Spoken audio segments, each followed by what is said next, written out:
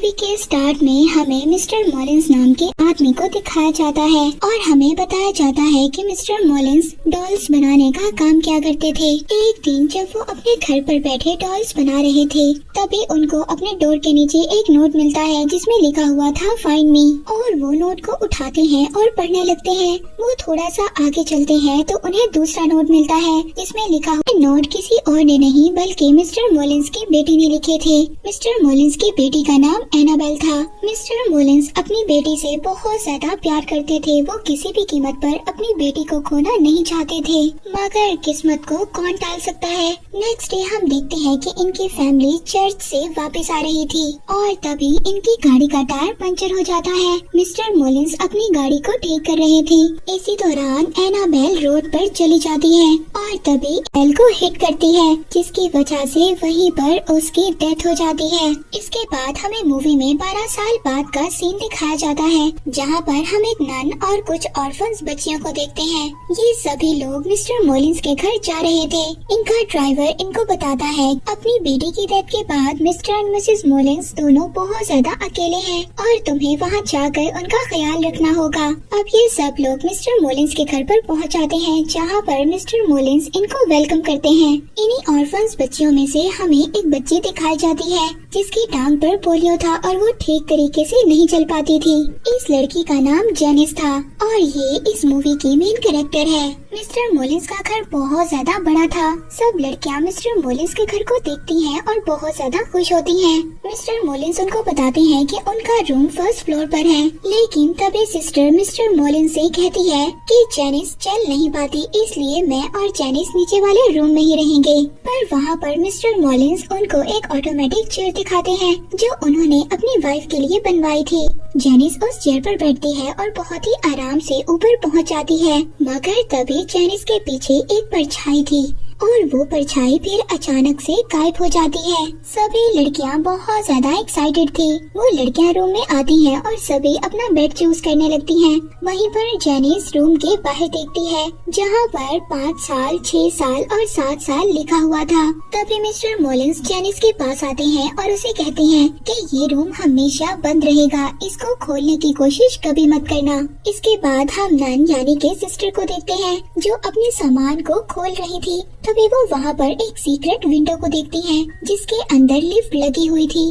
अब विंडो के अंदर लिफ्ट लगी हुई थी, ये काफी ज्यादा अजीब बात थी। अब सिस्टर उस विंडो को बंद करती है, वो खुद से दोबारा खुल जाती है। सिस्टर दोबारा से उस विंडो को बंद करती है, वो विंडो दोबारा खुल जाती है। पर तभी सिस्टर के पास एक लड़की आती है। वो आकर सिस्टर से परमिशन मांगती है कि वो बाहर जाकर खेल सकती हैं।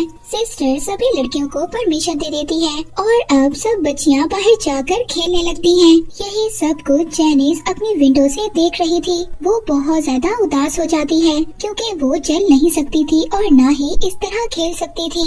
अब रात को सब मिलकर डिनर करते हैं। तभी हम वहाँ पर मिस्टर मॉलिंस की वाइफ को देखते हैं। वहाँ पर डोर बंद हो जाता है। अब जब रात हो जाती है तो रात को जेनिस को वही नोट मिलता है जिस नोट पर लिखा हुआ था फाइंड मी। ये एग्जैक्ट बिल्कुल वैसा ही नोट था जैसा मिस्टर मॉलिंस की बेटी एनाबेल उनको दिया करती थी, मगर एनाबेल तो मर चुकी थी। और ये फिर कौन था जो जेनिस को ये नोट लिख रहा था। जेनिस उसी नोट को फॉलो करते हुए उस रूम तक पहुंच जाती है जिस रूम में मिस्टर मॉलिंस ने उसको जाने से मना किया था। जेनिस अब उस रूम में आ जाती है, जहाँ पर वो देखती है कि बहुत सारी डॉल्स पड़ी थी और वहीं पर एक छोटा सा डॉल हाउस भी था जो कि बिल्कुल कॉपी था मिस्टर मॉलिंस के हाउस जैसा।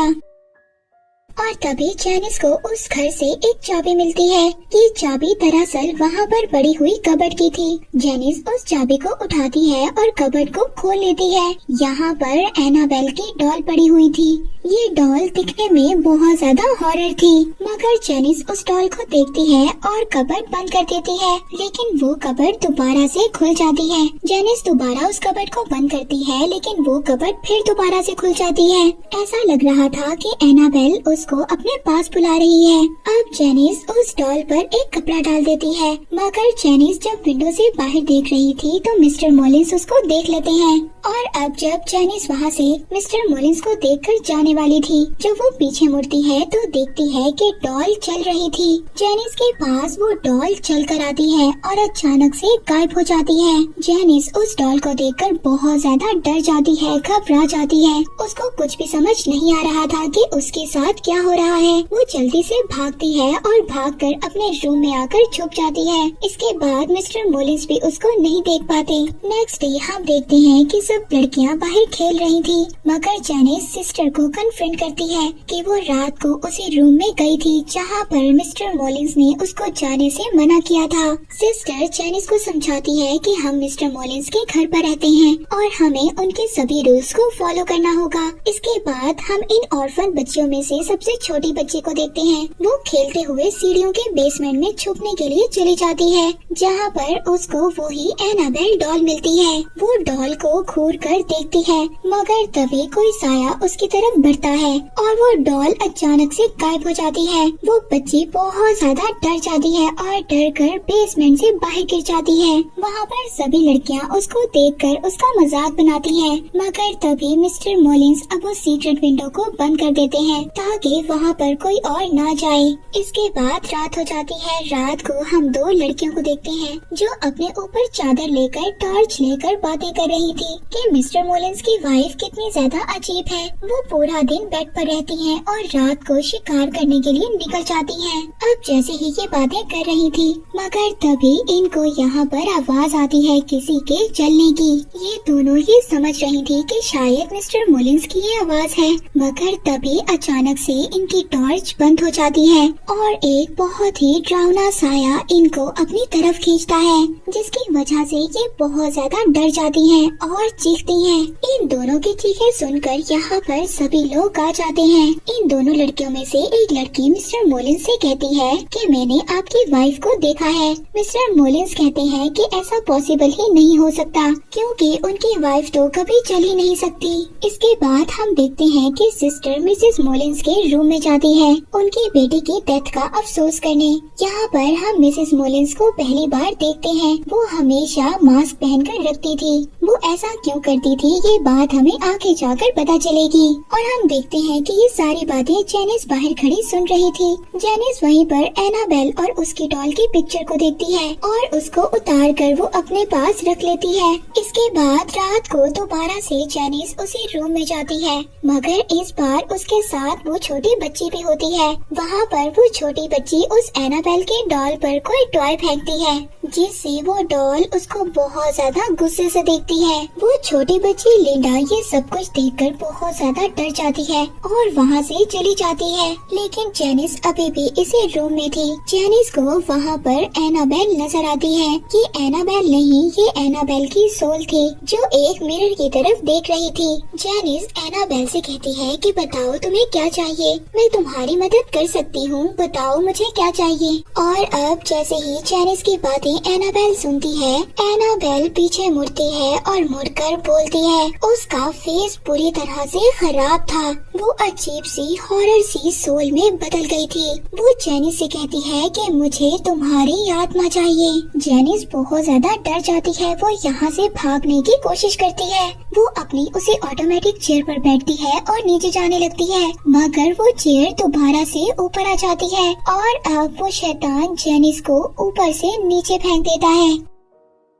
अब इसी तरह सुबह हो जाती है। सुबह को मिस्टर मॉलिन्स जैनिस का इलाज करवाते हैं। जैनिस सिस्टर को बताती है कि इस घर में कोई शैतान है जो मुझे मारने की कोशिश कर रहा है, क्योंकि मैं सबसे ज्यादा कमजोर हूँ। मेरी सोल सबसे ज्यादा वीक है। सिस्टर जैनिस को समझाती है कि तुम्हारी बॉडी जरूर वीक है, लेकिन तुम्हारी सोल बिल्कुल भी वीक नहीं है, वो हमसे भी ज्यादा स्ट्रॉन्ग है। इसके बाद हम देखते हैं कि रात को लिंडा को उसी रूम से आवाज आती है। वो उसी रूम के पास जाती है और पास जाकर वो बाहरी से देखती है। वो देखती है कि वो डॉल चेयर पर बैठकर झूले ले रही थी। ये बहुत ज्यादा अजीब था। वो बहुत ज्यादा डर जाती है, मगर लिंडा फिर भी देखना चाहती थी क्या इस रूम में वाकई ही कोई शैतान है। वो अपनी टॉय गन से एक रस्सी बांधती है और उस रूम की तरफ करती है, मगर तभी वो शैतान उसकी वो टॉय गन छीन लेता है। लिंडा बहुत ज्यादा डर जाती है और डर कर पर अपने बेड पर जाकर छुप जाती है और वो शैतान वहाँ पर आता है और अपनी डॉल लेकर चला जाता है। नेक्स्ट मॉर्निंग एक और अजीब सी बात होती है। सिस्टर एनाबेल को बाहर लेकर घूमने जाती है, मगर तभी वो सिस्टर अचानक से शैतान में बदल जाती है और वो जेनिस को ले जाकर एक स्टोर रूम में फेंक देती है और वहाँ पर बंद कर देती है। जेनिस को वहाँ पर एनाबेल नजर आती है। एनाबेल जेनिस के अंदर अपना सारा खून फेंक देती है, यानी कि जो स्पिरिट अभी तक एनाबेल की शक्ल में नजर आ रही थी वो अब जेनिस के अंदर जा चुकी थी। सभी लोग जेनिस की जब चीखें सुनते हैं तो वहाँ पर आ जाते हैं, मगर जेनिस सबको ये दिखा रही थी कि वो बिल्कुल नॉर्मल है, क्योंकि अब वो शैतान जेनिस के अंदर जा चुका था। नेक्स्ट डे मिस्टर मोलिन्स लिंडा के पास आते हैं। लिंडा मिस्टर मोलिन्स को सब कुछ सच सच बता देती है कि आपके मना करने के बावजूद जेनिस उस रूम में गई थी और उसने वहाँ से डॉल भी ले ली थी। ये सब बातें सुनकर मिस्टर मोलिन्स को बहुत ज्यादा गुस्सा आता है और वो घबरा भी जाते हैं। वो जल्दी से घर के अंदर जाते हैं, जहाँ पर जाकर वो देखते हैं वो डॉल चेयर पर बैठी थी और साथ ही वहाँ पर उनको अब एक नोट भी मिलता है जिसमें लिखा हुआ था कि डैडी मैंने आपको ढूंढ लिया है। पर तभी वहाँ पर मिस्टर मोलिन्स को जेनिस भी नजर आती है। मिस्टर मोलिन्स जेनिस से पूछते हैं कि मैंने तुम्हें मना किया था उस रूम में नहीं जाना, मगर तभी जेनिस अंधेरे में जाकर गायब हो जाती है और उसकी बॉडी से कोई अजीब सी चीज बाहर आती है। ये वही शैतान था जो जेनिस के अंदर था। मिस्टर मोलिन्स उसकी तरफ क्रॉस का साइन करते हैं, मगर अब वो शैतान एक एक कर मिस्टर मोलिन्स की फिंगर्स को तोड़ देता है और इसके बाद मिस्टर मोलिन्स को भी मार देता है। बेचारे मिस्टर मोलिन्स की भी अब डेथ हो गई थी। सिस्टर जल्दी से जब मिस्टर मोलिन्स की चीख को सुनती है तो अंदर आती है। वो आकर देखती है कि मिस्टर मोलिन्स की बॉडी अजीब सी हालत में पड़ी थी। ऐसा लग रहा था कि उस शैतान ने मिस्टर मोलिन्स की बॉडी का सारा खून चूस लिया है। अब ये इंसिडेंट देखकर सब लड़कियां बहुत ज्यादा डर जाती हैं। लिंडा अब ये डिसाइड करती है कि ये डॉल को फेंक देगी। ये उसी रात उस डॉल को पास कुएं में फेंकने जाती है, मगर सिस्टर उसको जाते हुए देख लेती है। लिंडा उस डॉल को फेंक कर नीचे झुककर देख रही थी, मगर तभी कोई अचानक से चीज उसको अपनी तरफ खींच रही थी। मगर यहाँ पर लिंडा की किस्मत अच्छी थी। सिस्टर आती है और उसको लिंडा और सिस्टर दोनों भागकर घर के अंदर आती हैं, जहाँ पर वो देखती हैं कि जेनिस गायब थी और डॉल बेड पर पड़ी हुई थी। सिस्टर को कुछ भी समझ नहीं आ रहा था कि इस घर में क्या हो रहा है।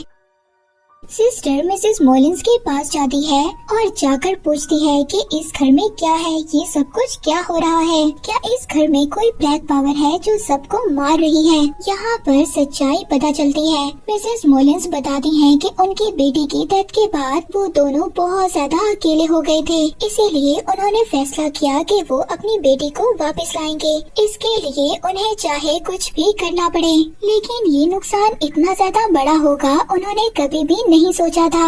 उन्होंने गलत पावर्स का यूज किया अपनी बेटी को बुलाने के लिए और उनकी बेटी वापस आ भी गई और हम दोनों बहुत ज्यादा खुश हो गए थे। मगर तभी हमें पता चला कि वो हमारी बेटी एनाबेल नहीं बल्कि कोई शैतान है जिसने हमारी बेटी की सोल को कैद कर लिया है। वो शैतान हमारी बेटी की शक्ल में दुनिया में आना चाहता था और जब हमें इस बात का पता चला तो मैंने क्रॉस का साइन दिखाकर उस शैतान को वापस भेजने की कोशिश की, लेकिन वो शैतान बहुत ज्यादा पावरफुल था। उसने मिसेस मोलिन्स पर अटैक किया और उनकी एक आँख निकाल ली। ये सब बताकर मिसेस मोलिन्स अपना मास्क हटाती हैं और यहाँ पर हम मिसेस मोलिन्स का असल चेहरा देखते हैं और उनका फेस बहुत ज्यादा हॉरर था। और इसके बाद मिस्टर मोलिन्स ने उस डोर को लॉक कर दिया, वहाँ पर बाइबल के पेजेस को चिपका दिया और इसके बाद उन्होंने फादर और प्रीस्ट को बुलाया और इसी तरह 12 साल गुजर गए, जिसके बाद उन्होंने ये फैसला किया था कि वो अपनी बेटी की जगह दूसरी बच्चियों की मदद करेंगे। मिस्टर मोलिन्स ने यहाँ पर सबको अच्छे के लिए बुलाया था। वो ये नहीं जानते थे कि जेनिस उस डोर को ओपन कर देगी और वो शैतान दोबारा से जाग जाएगा। इसके बाद बाकी लड़कियाँ जेनिस को देखती हैं जो अब चल सकती थी, यानी कि उसके अंदर अभी भी शैतान था जिसने जेनिस को बिल्कुल ठीक कर दिया था। यहाँ पर जेनिस सब लड़कियों को मारने मारने की कोशिश करती है। वो सभी चीख कर बाहर जाती हैं। सिस्टर यहाँ पर सबको समझाती है कि वो सभी एक साथ रहें और सेफ रहें। अब वो सभी लड़कियाँ मिसेस मॉलिन्स को भी अपने साथ लेकर जाना चाहती थी ताकि वो उनकी भी केयर कर सके। तभी जब वो उनके रूम में जाती हैं तो जाकर वो अजीब सा नजारा देखती हैं। वो देखती हैं कि उस शैतान ने पहले ही मिसेस मॉलिन्स को मार दिया था और मारकर उनकी आधी बॉडी को दीवार पर लटका दिया था। ये देखकर सभी लड़कियां बहुत ज्यादा डर जाती हैं। वो चीखती हैं और बाहर चली जाती हैं। सिस्टर वहाँ पर लिंडा और दूसरे बच्चे को बचाने जाती है, मगर तभी वहाँ पर जैनिस भी आ जाती है। सिस्टर जैनिस के सामने बाइबल पढ़ने लगती है। तभी जैनिस सिस्टर को उठाकर एक मिरर में दे मारती है, जिसके बाद जैनिस के अंदर जो शैतान था वो वहाँ पर सभी लड़कियों को तंग करने लगता है। इन्हीं में से एक लड़की कॉटेज में जाकर छुप जाती है। तभी वहाँ पर शैतान उसको मारने की कोशिश करता है। दूसरी तरफ लिंडा जैनिस से बचने की कोशिश कर रही थी। जैनिस लिंडा के पीछे थी और उसको मारना चाहती थी। लिंडा तभी उस सीक्रेट विंडो को ओपन करती है, जिसमें वो देखती है कि मिसेस मॉलिन्स जो मर चुकी थी मगर अब उनकी बॉडी में जान आ गई थी और वो लिंडा की तरफ आ रही थी। जल्दी से लिंडा उस विंडो को बंद कर देती है। सिस्टर लिंडा को बचाने के लिए आ जाती है। जैनिस एक नाइफ से सिस्टर पर स्टैब कर सिस्टर जैनिस को उसी कबर्ड में बंद कर देती है जहाँ पर पहले वो डॉल बंद थी। वो शैतान पूरे घर को हिलाना शुरू कर देता है। वो अपनी पूरी ताकत लगाता है उस कबर्ड से बाहर आने की, मगर वो नहीं आ पाता। यहाँ पर सारे घर की लाइट्स ऑन ऑफ हो रही थी। इसके बाद ये सब देखकर सभी यहाँ से भागने लगते हैं। हम देखते हैं कि पूरा घर हिलने लगता है और सभी लाइट्स एकदम ब्लास्ट हो जाती हैं और बिल्कुल अंधेरा हो जाता है। अचानक से बिल्कुल हर चीज खामोश हो जाती है। ऐसा लग रहा था कि जैसे वो शैतान अब यहाँ से जा चुका है। इसके बाद नेक्स्ट डे का सीन दिखाया जाता है, जहाँ पर पुलिस आ जाती है। पुलिस उस कबर्ड को खोलती है, मगर उस कबर्ड में सिर्फ डॉल थी। जैनिस वहाँ से गायब हो चुकी थी। इसका मतलब वो शैतान अभी भी जैनिस के अंदर था और वो जैनिस को अपने साथ लेकर आजाद हो चुका है। इसके बाद हमें दिखाया जाता है कि एक ड्राइवर उस डॉल को लेकर चला जाता है और फिर ये सभी लड़कियां भी डिसाइड करती हैं कि वो इस घर को छोड़कर चली जाएंगी। इसके बाद हमें कुछ टाइम बाद का सीन दिखाया जाता है, जहाँ पर हमें कपल को देखते हैं। वो ऑर्फन हाउस से एक लड़की को अडॉप्ट करने आए थे और ये लड़की कोई और नहीं जैनिस थी, जिसका पाँव भी बिल्कुल ठीक हो चुका था। इसका मतलब अभी भी शैतान उस जैनिस के अंदर था। हमें इसके बाद जैनिस को बड़ा होते हुए दिखाया जाता है। 12 साल बाद हम देखते हैं कि जैनिस अब बड़ी हो चुकी है। उसके पेरेंट्स को उसकी आवाज सुनाई देती है। उसके फादर जैनिस को चेक करने के लिए जाते हैं, मगर तभी वो अपने फादर का गला काट देती है और इसके बाद वो अपनी मदर को भी मार देती है। और यही आवाजें सुनकर इनकी नेबर जाग जाती है और इसी के साथ ये मूवी यहीं पर एंड हो जाती है।